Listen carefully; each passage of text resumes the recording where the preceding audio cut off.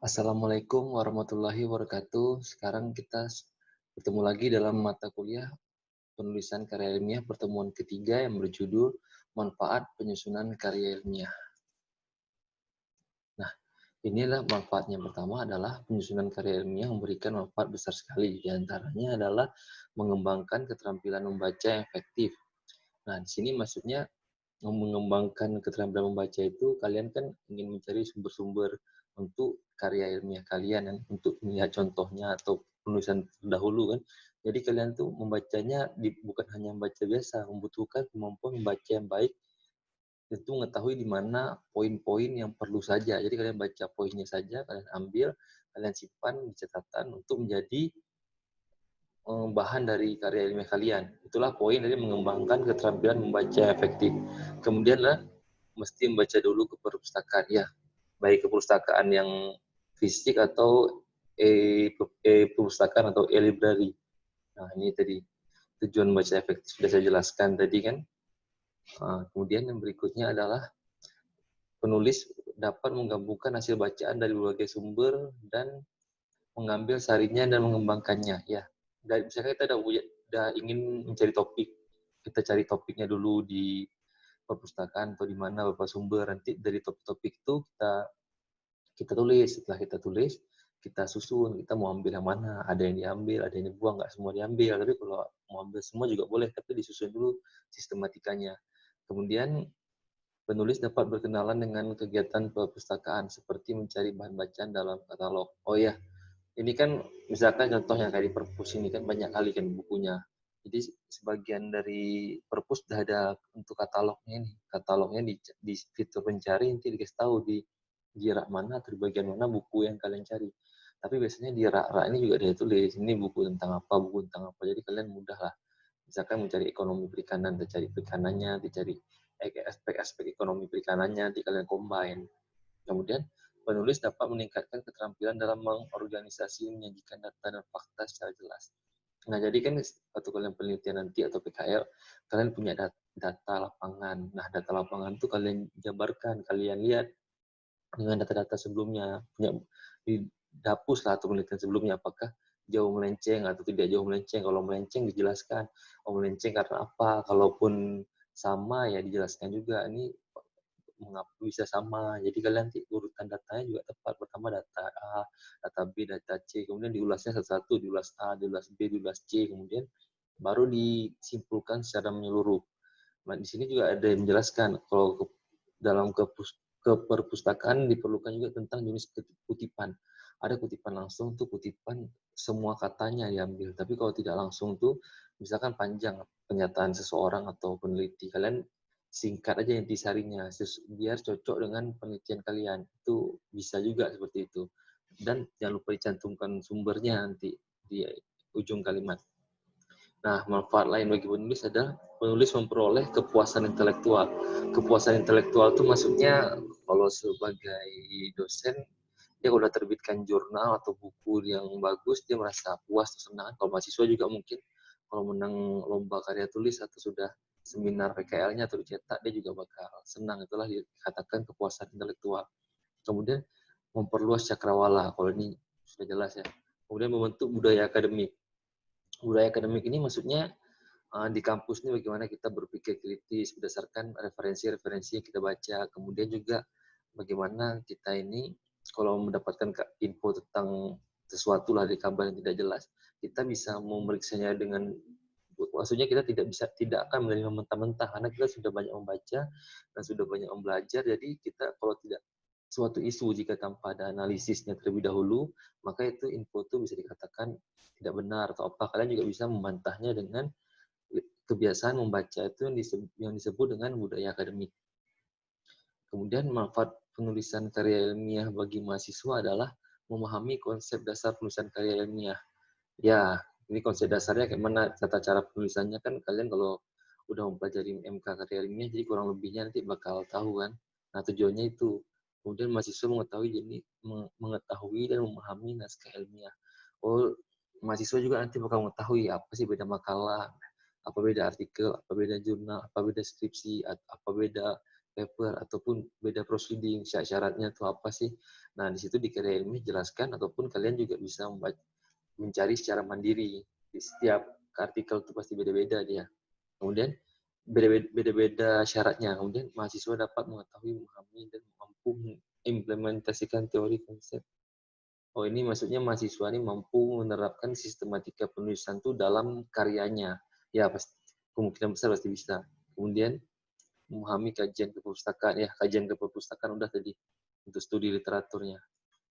Kemudian mahasiswa mengetahui dan memahami, menguasai tentang pembuatan skripsi, tesis, disertasi, atau jurnal. Ya, nanti kan mahasiswa kan bakal membuat PKL-nya, skripsinya, dan jurnal mahasiswa. Dia perlu mempelajari tata cara sistematika di jenis karya ilmiah tersebut untuk diterapkan di karya ilmiah mahasiswa. Mahasiswa mengetahui, memahami, menguasai cara menyajikan tabel.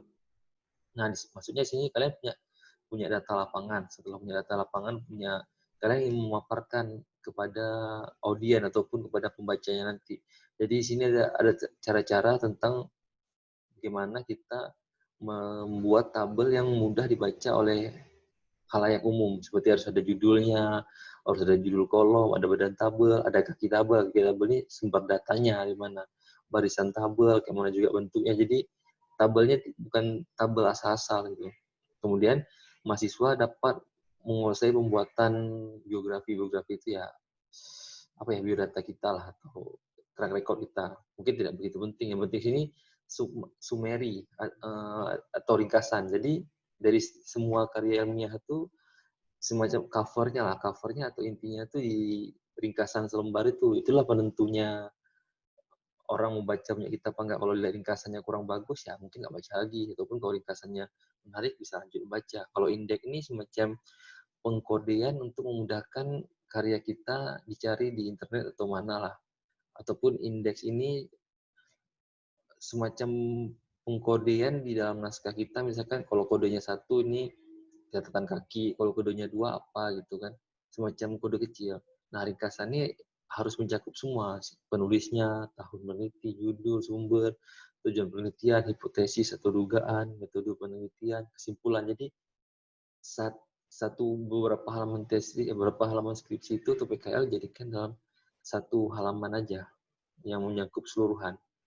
Kemudian manfaat karya ilmiah yang berikutnya adalah kita dapat mengenali kemampuan potensi kita. Potensi kita tuh ada potensi harapan, pasti masa kini, lingkungan kita mempengaruhi ya. Jadi kalian harus berada di lingkungan yang, maksudnya lingkungan yang sedang sama-sama mau nyusun karya ilmiah lah. Jangan kalian bergabung sama junior-junior atau apa terus sering lah. Jadi mereka belum karya ilmiah, jadi kalian bisa ini terlambat. Kalian harus gabung sama orang-orang yang sedang nyusun juga. Kemudian masa lalu atau paradigma ini pandangan. Kemudian kita mengetahui sampai di mana tingkat pengetahuan kita tentang topik tertentu. Nah, dengan kita sering-sering baca karya ilmiah tentang suatu topik lah, misalnya topik lamun atau karang, pengetahuan kita di bidang itu akan meningkat. Kemudian mengembangkan topik itu terpaksa kita harus berpikir. Ya, kadang kan kita baca naskah itu ini kesimpulannya A, kesimpulannya B, kesimpulan C. Itu kan kita cuma baca, dia tidak menjelaskan di dalam buku itu tidak jelaskan sesuatu lagi. Jadi kita perlu berpikir, apa yang belum ya, apa yang perlu diperbaiki, ataupun apa yang perlu ditambah atau perlu dikembangkan. Itulah yang jadi bahan skripsi atau PKL kalian nanti. Nah, jadi kan maksud di sini yang terkadang tersimpan di alam bawah sadar. Jadi kalau kalian cari bahan itu nggak langsung dapat, kadang bingung atau nggak tenang kan, ditunggu mungkin sehari 2 hari nanti terpikir sendiri idenya. Tapi kalau ada yang lama ya juga lama, tapi sering dibaca sampai ide itu muncul sendiri, dan agak jarang ide itu langsung muncul pada saat itu. Nah, sih pengembangan topik itu adalah topiknya tidak menyimpang, hasilnya bulat utuh, topiknya satu-satuan, topiknya tidak ambil sini sedikit, situ sedikit, sana sedikit, dan sistematis itu berurutan ya, penyusunan topik, logis, dan maksudnya penelitian atau pikir kalian masuk akal lah, ataupun tidak yang aneh-aneh gitu. Kemudian tuntas, beres dalam satu wacana dasar, hanya ada satu topik ya. Dalam wacana awalnya itu kalian satu topik, baru dia ada metode-metode lagi. Asal sebelum topik selesai dikembangkan tidak boleh ganti alinea. Ya, kalian harus jelaskan dulu bagaimana topiknya tuh akan dilaksanakan, baru membahas topik lain atau metodenya, dan saling berkaitan. Ya, setiap skripsi atau PKL biasanya berhubungan dari halaman pertama sampai halaman akhir. Nah, ini melalui kegiatan karya ilmiah, kalian juga dilatih untuk menghubungkan dan membangkitkan fakta-fakta. Nah, jadi kalian banyak terdapat, misalkan, oh aku dapat suhu segini, dapat perairan segini, masyarakat ini. Jadi fakta-fakta itu kalian rangkai, tapi berdasarkan kemiripan dari literatur yang pernah kalian baca. Jadi kalau emang ada yang mirip, dijelaskan kenapa sama atau kenapa tidak sama, ataupun kalau kalian menemukan hal yang baru, tidak apa-apa, tidak sama, jadi kalian tulis saja, oh kami menemukan hal ini masih baru. Nah, ini kalian tulis itu. Kemudian, dengan kegiatan menulis, memaksa kita lebih mencari dan menguasai informasi sehubungan dengan topik yang kita tulis. Menulis itu memperluas wawasan kita. Jadi misalkan ada info kayak gini tentang corona ini, nah di sini bisa kalian lihat mana info yang benar, misalkan pakai masker ataupun cuci tangan, habis itu makanannya harus direbus. Jadi kalau ada info-info kayak ini, kalian lebih tahu mana yang info benar, mana juga info yang salah. Karena kalian sudah terbiasa studi pustaka dan memperluas wawasan. Kemudian menulis berarti mengorganisasikan gagasan secara sistematis dan mengungkapkannya secara tersurat. Nah, dalam penulisan itu kan ada gagasan atau ide kalian apakah objektif, tidak a priori, itu bukan emosi sih, maksudnya jangan, misalkan lagi musim apa tuh, lagi musim kasus apa, jadi kalian misalnya PTX penyebab apa, gimana ya, kerusakan ekosistem pulan akibat limbah PTX, itu maksudnya secara emosi, jadi harus dikaji, misalkan mau kaji itu dengan bahasa yang lebih bagus, tidak langsung menyerang suatu objek. Kemudian alasannya harus logis, ya alasan logis betul, menggunakan ragam bahasa resmi. Nah, untuk soal kuisnya bagi yang belum jawab, saya ingin menanyakan, apa sih maksud tidak a priori ini? Nah, kemudian kita lanjut, melalui tulisan kita juga dapat meninjau dan menilai gagasan kita sendiri secara lebih objektif. Nah, maksudnya di sini, kita kan punya, kenapa kita harus meneliti ini, kenapa kita harus melakukan penelitian tentang itu. Jadi, waktu udah akhirnya kita bisa melihat, oh, gini ya rupanya ide kita, gagasan kita masuk akal, gagasan kita layak ataupun gagasan kita tidak layak, jadi bisa diganti lagi.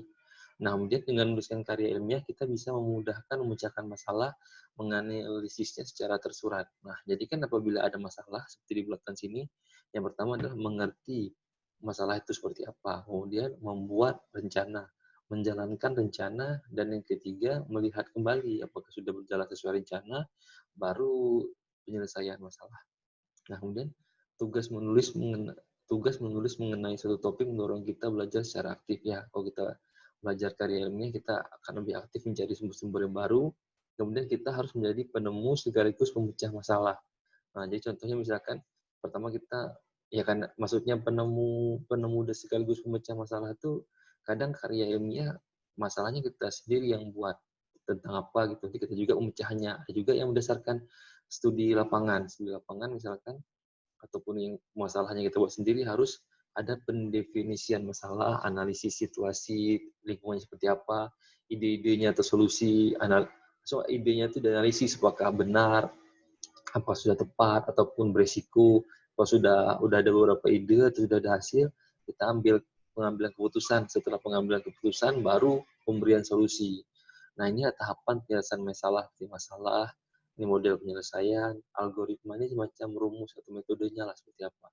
Ini programnya, rencananya, kemudian eksekusi pelaksanaannya, dapatkan data baru hasil. Nah, kegiatan menulis itu membiasakan kita berpikir dan berbahasa yang tertib. Maksudnya ini kita kalau memberikan komen sesuatu atau tentang perikanan atau suatu kasus, kita tidak bisa langsung menyimpulkan kayak gitu. Kita cerita, oh awalnya pasti masalahnya, oh karena pencemaran ini, oh metodenya itu apa, udah benar udah laksanakan, oh dengan cara gini, hasilnya seperti apa, gini, oh kesimpulannya apa. Jadi kita tuh kalau ada masalah kita bisa analisis dulu, nggak langsung memberikan jawaban nggak berdasar itu. Nah, kemudian disinilah model dasar muatan karya tulis. Kita harus mengetahui struktur kalimat. Yang kedua, menciptakan perluasan kalimat. Jadi kan data itu atau kesimpulan itu sedikit, jadi harus kita jabarkan sedikit lah. Kita beri pembahasan kita biar agak luas kan. Kemudian memilih pilihan kata yang baik, pemilihan diksi lah. Kita pilih bahasa yang bagus, jangan yang ambigu. menguasai ejaan ya, menguasai tanda baca, menyusun paragraf itu harus bagus, menguasai bidang ilmu. Oh ya, setiap mahasiswa kan nanti biarpun satu prodi dia ada bidang ilmu tertentu yang harus diambil untuk penelitian dia atau PKL. Jadi kalian lihat dulu potensi kalian tuh gimana. Bisa juga potensi diri, bisa juga potensi daerah, mana yang menguntungkan kalian lah yang akan diambil. Kemudian bekal pembuatan karya tulis itu adalah banyak membaca dan tekun berlatih. Maksudnya kalau kita banyak membaca, kita juga bisa menangkal hoak ataupun menangkal berita-berita tentang ilmu kita atau perikanan apa yang tidak berdasar atau yang ngasal-ngasal lah. Jadi kita juga udah tahu, jadi tidak bisa sembarang apa ya, sembarang mengambil kesimpulan. Kemudian di sini juga tanpa banyak membaca, orang tidak akan memperoleh ide gagasan baru. Ya, kalau kita pikir, saya mau penelitian apa ya? Saya bingung nih, saya itu kalau cuman berpikir kayak gitu aja akan dapat. Dia harus baca dulu karya-karya orang sebelumnya atau gimana kan kalian baca, kalian cari gimana kekurangannya. Kalau bisa dibaca tuh dalam 2 atau 3 tahun terakhir biar biar masih baru emang belum ada solusinya. Jadi kan kalian lihat, oh ininya belum, oh ininya kurang, oh kenapa tidak dilakukan ini, kenapa tidak dilakukan itu, baru kalian terapkan di punya kalian. Kalau cuma nunggu-nunggu aja akan dapat itu. Ya, sekian dari saya. Apabila ada yang ditanyakan, silakan di kolom komentar. Assalamualaikum warahmatullahi wabarakatuh.